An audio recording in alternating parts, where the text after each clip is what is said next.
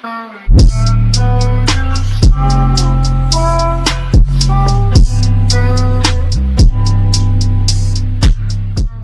Browns will go into the 2018 NFL season with the 29th starting quarterback in 20 years.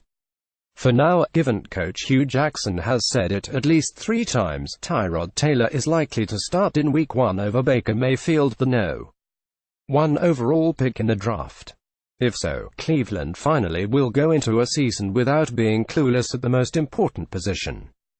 Starting with the Tim Couch selection at the top of the 1999 NFL Draft, the Browns have consistently whiffed on their QB decisions over the last 2 decades. They've either played rookies too early or waited too long. They've gone through veteran stopgap after veteran stopgap. In the best times, they've gotten lucky with Kelly Holcomb, the lone playoff starter, and Derek Anderson, the lone Pro Bowl starter. Although Mayfield has a higher upside than that of the 4 first-rounders who came before him, Couch, Brady Quinn, Brandon Weeden and Johnny Manziel, Jackson is right in not rushing the rookie into action.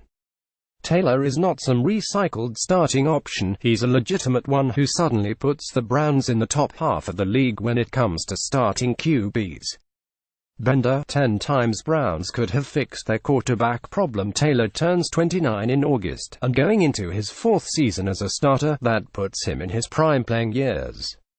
He was good enough to earn a Pro Bowl selection in his first season with Buffalo in 2015 and has put up comparable numbers since. He arrives in Cleveland fresh off his first playoff action as a starter. Taylor's experience with the Bills also helps him prepare for his situation with the Browns.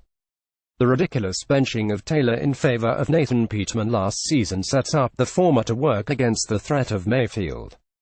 I'm going to continue to keep pushing, continue to keep working the way I do, ready to take my game to the next level, Taylor told reporters as OTAs opened this week.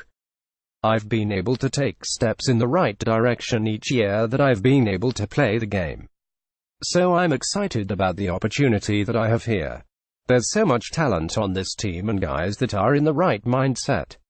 In Buffalo, beyond the running of Leslie and McCoy and himself, Taylor worked with a limited offense. The lack of threats in the Bills' receiving corps, further hampered by the trade of Sammy Watkins last offseason, are part of the reason Taylor's yards per attempt saw a big drop. In Cleveland, Taylor will get to flex his big arm with Josh Gordon as his number 1 outside receiver. At the same time, he can maintain his efficiency on shorter routes with inside wide-out Jarvis Landry. Taylor also is adept at working the ball downfield to his tight end, which will help the Browns get more out of second-year first-rounder David Njoku. With Carlos Hyde, Duke Johnson Jr. and Nick Chubb, Taylor will benefit from a good traditional rushing attack. Overall, given how new offensive coordinator Todd Haley likes to push the ball downfield while taking advantage of a quarterback's mobility, Taylor is a perfect fit. Mayfield can become the kind of player in time, but there's no reason to rush him into action. Jackson has left the door slightly ajar for Mayfield to compete for the job as a motivational tool for his development, but Taylor should keep it shut. More, ranking NFL's QB rooms, the Bills ran hot and cold on Taylor as the starter with the perception that the QB had already hit his ceiling. But the reality is it was hard for Taylor to max out his abilities under 3 different offensive coordinators and with dwindling personnel. A more settled situation with the Browns should help him succeed.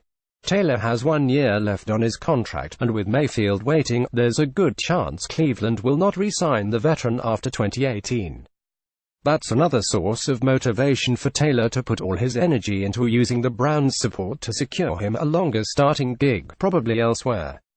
The Browns, especially Jackson, needed Taylor for this one season.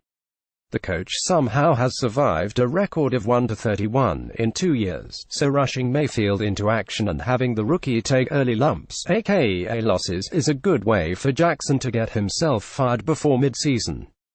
Cleveland has a real chance to triple its combined win total from the past 2 seasons and flirt with a 6-10 record. The team has gotten that much better on both sides of the ball under new general manager John Dorsey. Taylor gives the Browns the ideal blend of caretaker and playmaker they have been missing for years. Thanks to him, sitting a rookie who's supposed to be the future of the franchise is a rare no-brainer. From now through the preseason, let's hope Jackson doesn't let anything bend his mind.